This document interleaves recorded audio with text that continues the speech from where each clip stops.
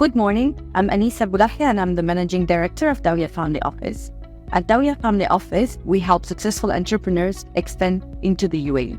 We guide them through their businesses and personal needs, but we also help them invest into real estate in the UAE. Today, I'm going to be talking to Rohit from Classic Properties on why you should invest into real estate in the UAE. Good morning, Rohit. Hi, Anissa. Thanks for inviting me. Thank you for coming. Let's start with the first question. Why is Dubai real estate market so thriving? See, Dubai has a lot of factors that Dubai real estate market is in thriving. One is, of course, the increasing population of high net worth individuals and the record-breaking tourism which is happening in the country right now, especially in Dubai. Just to put it in perspective, last year we had 17.1 million tourists who stayed at least for one night in Dubai. So that tells you that in a country of 3.6, in a city of 3.6 million, you have tourism of 17.1 million. Yeah. So just to wrap up what Rohit has just told us, we have an increasing population in the UAE, 3.6 million, right? 3.6 million currently. Currently, Yeah. growing to? By 2040, it's projected to be, as per Dubai government's plan, to be 7.8. Okay, so population growing to 7.8 by 2040. Okay. But most of that should happen in next 5 years. So by 2037 end, we are expecting around 5 million. Okay. On top of that, we have 70.1 million tourists who spend one day, at least one night, overnight, at least one night in Dubai. On top of that, we have the population that is coming is of a certain net worth, let's say. So they can afford to spend in very luxurious short-term rental facilities, right? Yes. Thank you, Rohit. We've tackled the question to know why should anyone invest in the UAE. And now we're going to ask Rohit, our expert in real estate, on the process. How do we actually buy a real estate asset in Dubai? So Anissa, the processes in Dubai to buy properties as simple as you go to a shopping mall and buy something for yourself. So you could literally be buying a second property in the morning and you could shift in the same house by the night. And buying off-plan property is even simpler. You don't even need to come to Dubai to do that. We could discuss it over a phone or a video call, and we just need your passport copy and of course a down payment of maybe 5 to 10% or maybe even 20% depending on the developer and the project. And the property is yours. It's that simple. It's that simple. Okay, can you flag the process for me? So for example, I'm sitting out there in Nigeria and I want to invest my money in Dubai in real estate. Let's take the example of an off-plan. Can you slide the process for me? First step. So first step is that, of course, to identify the property as per your requirements. And that's where we come into the picture, giving you the right property as per your objectives. Once you have finalized the property, you just give us your passport copy and the down payment. And the down payment can be done in most cases by credit cards or by bank transfers. Really? Or by cash as well? Cash as well, but only to a certain limits. That will depend from market, depending on the AML. from the project to project and developer to developer. But to simply, yes, as you said that, yes, cash, credit cards and bank transfers. Perfect. So you're sitting in the comfort of your house in Nigeria or anywhere else. You identify, we screen the assets for you. We present these assets to you. You identify the assets you want. You send us a copy of your passport and a down payment, and we book the assets for you. And then there might be other steps down the line, such as, for example, going to the trustee to sign, etc. For an off-plan property, that's not required, because as soon as you pay the down payment, you also pay 4% for the government. And that's the only money that you pay to the government as taxes. There's the 4% DLD cost. And within, say, 60 days, you'll actually get a legal document directly from the government. So that gives you the peace of mind that the property is yours 100% and registered in your name. That's the Uqud? Uqud, yeah. Yeah. Pre-title deed. Pre-title deed, okay. Yeah. And once you have got that, you are the owner of the place. So even if you don't come after that to Dubai, still we can manage the property for you to rent it out, and all the stuff that you want from your property can be done locally over here without you having not visited Dubai even for once. Really? Yeah. Okay. As simple as that. Thank you. Before we acquire an asset in the real estate in the UAE, it might be interesting to understand the ownership rights in the UAE as they apply. Dear Rohit, let's take my example. I'm a foreign citizen resident in the UAE, or maybe not even resident, just a foreigner in the UAE, and I want to invest in real estate. What are my ownership rights? So like any other country in your whole country, if you have bought a property, your rights are similar to that. You can own the property, you can rent it out, you can live in it, you can sell it at any point of time. The property is transferable to whoever you nominate, to your kids, to your friends, anybody. So you have 100% ownership of the property. Can you explain to me the difference between freehold and leasehold? Because I've been hearing about these notions and I'm not sure I understand them. So now leasehold properties are almost kind of phased out in Dubai. It was a phenomenon when the real estate market was still coming up in the state of UAE. These days, I would say that almost 99% of the properties are freehold. Freehold means that the land belongs to you. A part of that land belongs to you. If it's a villa, of course, the complete land belongs to you. You have not taken a lease on the land. It's a completely owned land by the developer or by yourself in case of a villa. In case of leasehold, it means that the developer has leased a piece of land and he has constructed the house for you on top of that. And it has been leased to you for 99 years or whatever number of years stipulated by the government. But that also we have found in past in certain areas where it was leasehold traditionally, government has converted it into freehold with a very small token amount of money.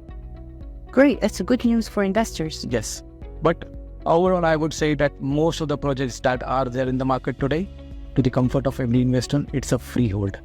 Great, which is what we want. We want a freehold. Exactly. That's a great piece of information to get. I want to ask another question related to the ownership as well.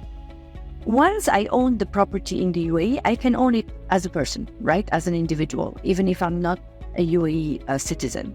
But what if I want to own it under a legal entity? How does it work? See, of course, as an individual, 91% of this country is expatriates. We all own properties. Most of us own properties. As a company, if you want to own a property over here, say under a trust, I think you are pointing towards a trust, that you have an office outside UAE and then your family opens a trust over here. So that company should be registered over here. The trust should have a branch over here, or the corporate company should have a branch over here. Only then you can buy a property in the name of a trust or a company. Great. Thank you so much, Rohit. So just to conclude on this point, we can buy under an individual. We can also buy under a legal entity, but that legal entity needs to be registered in the UAE. And the very good news is that it's super easy to register an entity in the UAE to own your assets here. Thank you. Thank you, Rohit. Yes. We've been having a very interesting discussion with Rohit from Placid Properties on acquiring and owning real estate in the UAE. Now, Rohit, I would like to ask you my fourth question already, which is about the financing options. What are the financing options I have if I want to acquire an asset in the UAE? So in Dubai, you have multiple banks available, local banks and international banks, which gives you like up to 80% mortgage, loan to value of 80%. On top of that, you also get financing options for off-plan properties from the developers directly. So the most luxurious payment plan, let's say I have one, is you pay just 10% down payment and then you pay 1% a month for 90 months. So wow. You don't even need to go to a bank, do the hassle of presenting your accounts, all of that, nothing. You just pay, if you're buying off-plan property, of course. Okay. But if you are buying a secondary property, then you can pay cash, through banker's check, or you can take a mortgage from a local bank. Great. So whether I am UAE based and employed in the UAE, or whether I'm a foreigner willing to acquire in the UAE, in both cases the bank can work with me, or is it more for resident in the UAE? In both cases, you can get a finance from the bank. The only difference is that if you are a resident, then you get up to 80% LTV, loan to value. And if you are a non-resident, between 50 to 60%. But that can be also increased depending on your profile. But for now, let's keep it to between 50 and 60. Okay, perfect. What about if I'm not a UAE resident, I'm a foreigner and I want to place some of my money here? If I understand well our conversation, the best option would be then to go for off-plan, because then the developer might give me a payment plan that would replace the bank. Exactly. Offline is always a better idea because Dubai is a growing city. The aspirations of the people moving in over here is very high. So everybody is looking for the best of the amenities. And as I told you that a mortgage is only available once a property is ready. So a lot of capital appreciation happens during the time of construction. So that's why as a basic strategy, we advise all our investors who are investors, not for self-use, especially, to look for properties which are off-plan to get the maximum value of capital appreciation. Great. Thank you so much for these very strong insights that you're sharing with us here. And we hope your insight will help our listeners make their mind and take a decision to invest into real estate in the UAE. Thank you, Rohit. Pleasure.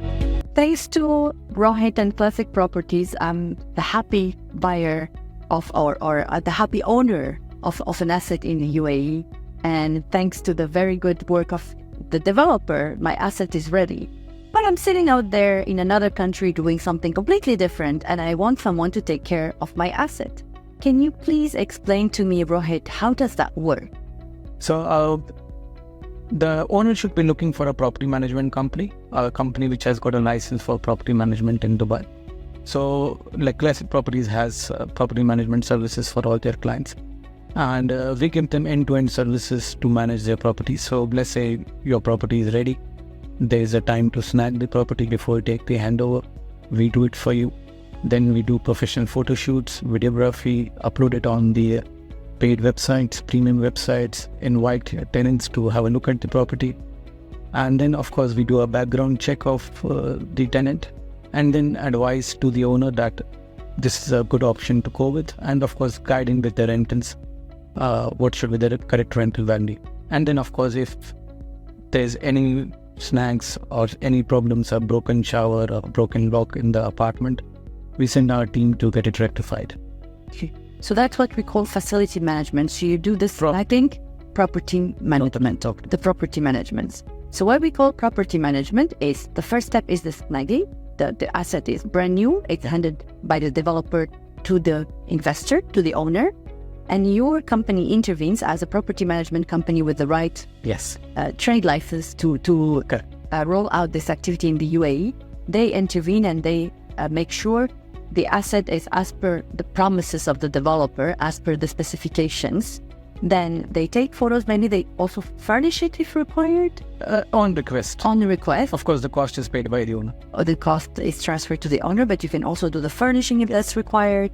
You can do the photo shooting, you can do the uploading into the website, you can find the right tenant for the investor, and then you can rent and manage any consequences of that rent that may arise, of course, along the... Just to add to that, so we secure the checks for the rent and for the full year in advance. So even if it has to be paid in 4 installments, we secure the checks in advance, and our team would keep on depositing those checks as of on the due dates. So there is no risk that the tenant would not pay me as the investor? Of course, there is no risk over there. Plus, you are getting all that services of timely payment realization from your bank. Yes, so my rent are paid on a timely manner, which is good. If I have a mortgage, I need to make sure my incomes are coming in a regular manner and in an assured manner. Yes. That's great news. Thank you so much, Rohit. Thank you for again giving us such interesting insights.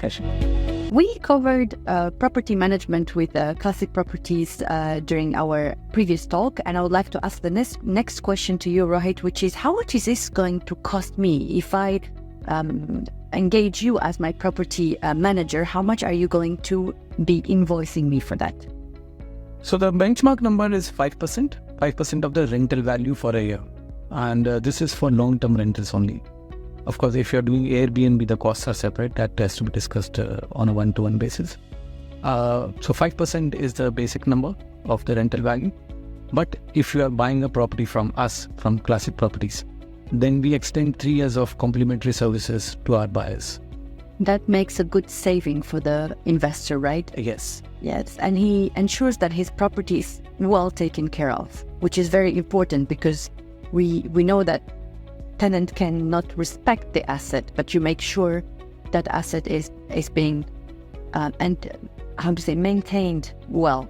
Yes, of course. It's a complete bouquet of services for especially people who are living outside their country, and also it reaffirms our recommendation that we recommended a property to you with a certain rental value, and now we are also managing it. So you put your hands where your words Exactly. are, right? Yeah. To make sure that you deliver as per your promises. Yes. Okay. If you don't, we're here to watch you because we watch over our clients' back. Yeah, right? for sure. And just to this contract, which is there for 3 years, it's not something that the owner cannot exit out of it. Of course, none of us, our investors, have exited this contract in our experiences. But yes, the owner is free to break this contract and go to any other company. Thank you so much, Rohit. Can we maybe cover as well the short-term rental? Because in the UAE, when you invest in a real estate asset, you may want to rent it on long-term, but you may also want to place it on short-term rental, which we call Airbnb, which is an abuse of language. But yeah, it's short-term or vacation holidays home. Yep. Holidays home as well is a term we use in the UAE. As we said in our first question, we covered the fact that there are 17.1 million overnight visitors, or at least overnight visitors in the UAE, in Dubai. And that number is increasing. And although we have extraordinary hotels in Dubai, there is a shortage of accommodations, let's say, short-term accommodation. So more and more investors are actually pushing their assets from long-term rental to short-term rental. And I'm sure you want to hear a little bit more about it. Sure. So, first of all, the topic of short-term renting, that itself is a very exciting one. If you look at the data, we have only around 150,000 rooms, hotel rooms available in Dubai. Okay. For visitor base of 17 million. Wow. Out of which, if you look at the total occupancy, it is around 77% all throughout the year. Don't forget that we have 6 months of good summer. And if you look at the occupancy rate of 5 stars, it is around 75%. And if you look at hotel apartments, unrated hotel apartments, that is close to 82%. Wow. So you can see that the bulk of the people want to live, a majority of the people want to live in hotel apartment because it's a very family destination. That's why the investors are buying apartments, converting them into hotel apartments, Airbnbs, vacation homes, and getting good rental returns of say around 10 to 15%, depending on the property and location, of course. Yeah. Now, the cost to manage this kind of a property for a company like us, it is something like 20%. So whatever is the return or say the collection from the property, we charge you 20%, which includes every cost of changing towels, cleaning, checking in, checking out, everything that you can imagine. You replace the hotel management. Yes. Yes. Okay. So our team will go clean, show the apartment, checking in, checking out, all of that.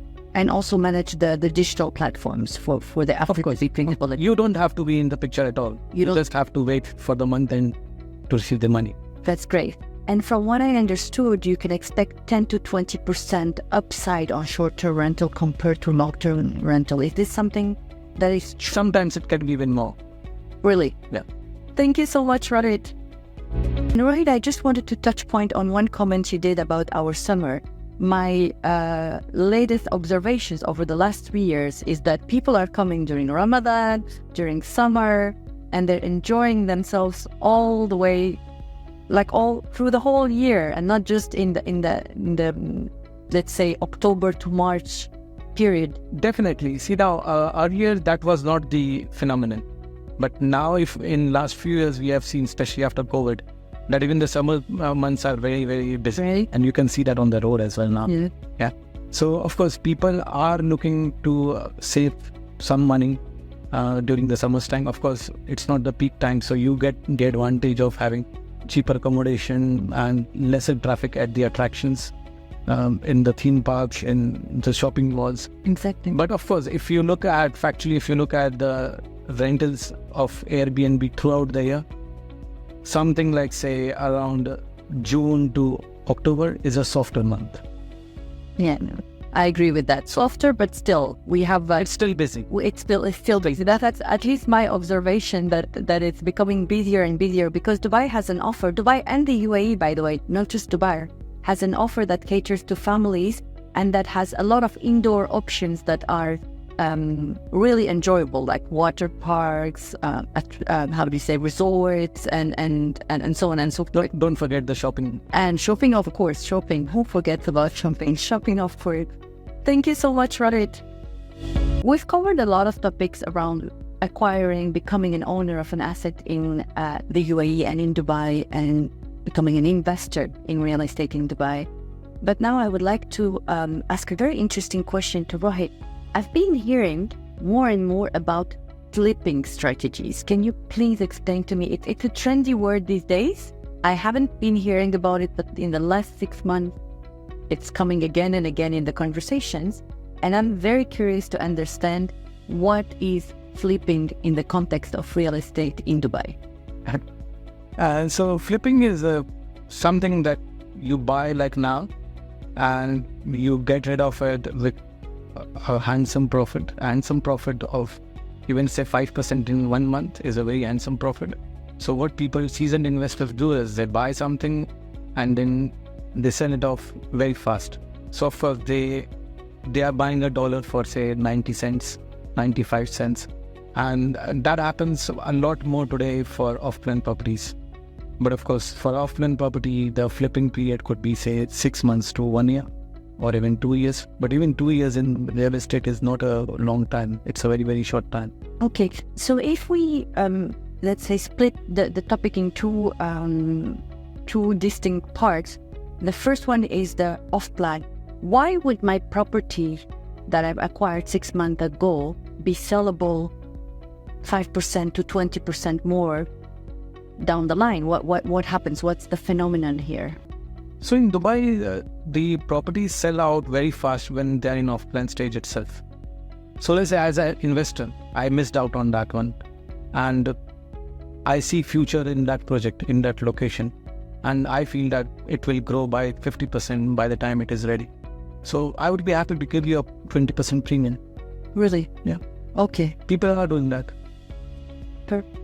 Actually, I had a hard time believing, but I have a client in my portfolio who acquired in 2021 a 5-bedroom in Angay, Tilal and Guys, and they are harassing him to buy it twice the price, and he hasn't even paid 30% yet of the entire cost of the villa. So there is a phenomenon there. That's the level of the project. Really? Yeah. But also just understand that, as I told you earlier, that mortgage is available once the property is ready. So if I'm an end user and I want to stay in a particular project, I cannot pay $1 million dirhams in 5 years. Let's say if the payment plan is there for 5 years, I cannot pay $1 million dirhams plus my rentals in 5 years. But what I can do is I can pay 1.2 million dirhams in 25 years. So once the property is ready, I will go to one of the current owners. I will negotiate the price, let's say 1.2 million, 1.3 million, whatever the market runs. And I will get 80% loan from the bank on 1.2 million. And I will cancel my rental contract. So even if I'm paying 20% more, it works for me. Because now I'm not paying my rentals. I've taken a loan for 25 years. So it's a whole... So I just replaced my rental contract with my EMIs. Okay. So we're saying it's a cash flow management session, right? That's why I told you earlier that for off-plan property, most of the juice is in the first 5 years in capital appreciation. Absolutely, yeah. Yes, most of the juice is in the first 5 years when it comes to capital appreciation. Yes. So we're saying if you're cash rich and you can afford to encash a certain amount at a certain period, then you'd better invest into off-plan and wait for the right moment to sell it to an end user who would then need a mortgage from a bank. Yes. One more thing over there, I would just simple mathematics that during for an off plan, you would have paid say maybe 50 or 60% of the total price in the property. So on an investment of 2 million, maybe your actual investment is only 1 million or 1.2 million. On top of that, if you are making 20%, it's not 20%. You have made close to 35 to 40% on your capital invested. Absolutely. Yes. That's a good math to make. If you're not convinced yet, good math to make with Rohit. Thank you, Rohit. Thank you so much. I have an interesting question for Rohit. Now I've acquired my first asset in Dubai and I'm very happy. And by the way, that's a true story. I've acquired my first asset and I'm very happy. And I want to build a portfolio of assets. I want to invest more, bring more of my wealth to the UAE because it's a safer environment. It's a thriving environment. There are a lot of things happening in Dubai right now, and we can foresee that this is going to continue. This trend is going to continue because guess what?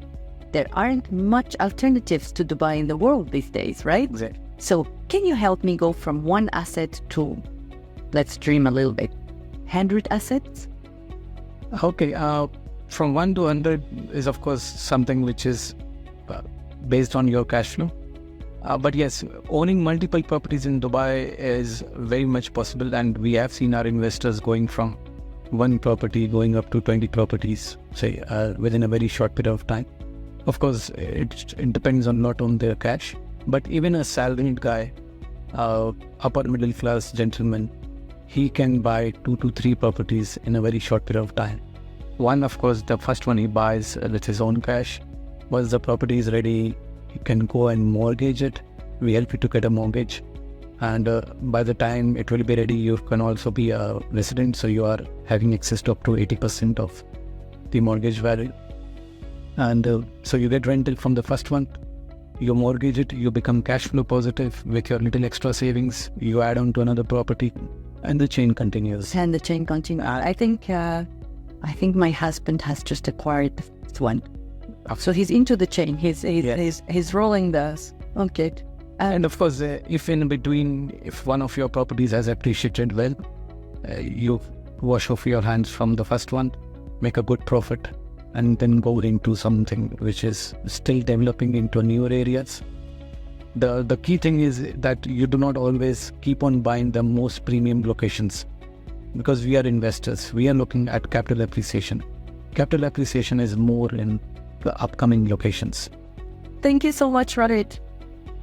I have heard of another phenomenon, equity release. Mm-hmm. Is this something that rings a bell? Equity release with the banks, with the UAE banks? So equity release is mortgage is that you are paying to a third party from the bank. But let's say I have a fully paid property and I can still go to the bank and mortgage it and take the cash. The bank is not going to ask me what are you going to do with the cash. In the genuine mortgage, the traditional mortgage, we know that the money flows from A to B, from B to C. B is the bank. Yeah. So the property is linked to B, that is the bank, and the bank pays to C, right? But in this case, where you have a fully paid property, that's equity release, that you go to the bank and mortgage your fully paid property with the bank and take the cash. Yeah. Now that cash can be used for another property or any other investment. Exactly. I've been discussing it on the portfolio assets for my clients, and I think with FAB and FAB, which is, I would say, the largest bank, one of the largest. I mean, I'm a former FAB, so I want to think that it's the largest. It's The largest. And I think, if I remember well the conversation, it was between 25% to 50% release on the value of the asset I hold, which is extraordinary because then it gives me a very good down payment for the next off-plan, let's say, project I have. I'm not sure about 25 to 50%. It should be much more than that. Really? Maybe even more than that. Even more than that. Oh, yes. Maybe because my client was over 62 years old. Yeah. And that limits a little bit, right? So for any mortgage in UAE, the last day of your payment of your EMI should be at your age of 65. Oh, really? So the later you go, of course, your number of years reduce. And So maybe in that case, 63 years old, I can only get a mortgage for 2 years? Really? I think I've seen exceptions to this. Is it a central bank rule? it's central bank. Yeah, really? Okay, wow. Okay, I didn't know that. If you have seen exceptions, I mean, I would be glad. And To- be to- glad to Yeah, know about it. maybe I'm lying. Because I have so many customers with me, Okay. genuinely, who want to buy. They have already bought 3-4 properties over here, but they are above 65. So they have a very simple question that my property is fully paid. Why can I not mortgage it? It's generating money. It can cover my EMIs. But the UAE government says that if you don't have any alternative or the main source of income, we cannot give you any mortgage Absolutely, because of the age. of the age. So the conclusion to this conversation is you'd better become very rich towards when you approach the 60-something, right? Yes. That's why we say that you start your property investment in early ages of your life. As early as possible. Not just because of Dubai government's rule, of course, but so that gives you the chance to pay your property cost and still have all the things that you wanted in your life. Wow. Okay, good plan. Thank you so much, Rohit. Pleasure.